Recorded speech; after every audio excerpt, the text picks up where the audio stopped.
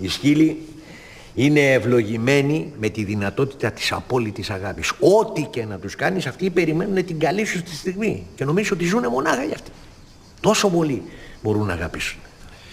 Οι άνθρωποι δεν μπορούν να το κάνουν αυτό, κύριε Πλάτωνα, χωρίς να ανοίξουν εξαίρεσης? Ναι, μπορεί. Αν τους βοηθήσει ο Θεός και έχουν παιδιά, μπορεί. Χωρίς παιδιά δεν γίνεται.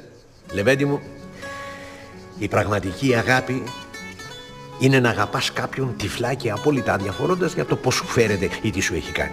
Η αγάπη σου πρέπει να είναι αυτόφωτη, πώς να σου το πω τώρα, να έχει τη δικιά της ζωή και να μην τρέφεται από τις πράξεις του άλλου. Για να αγαπάς λοιπόν έτσι, ή σκύλος πρέπει να είσαι ή γονιός.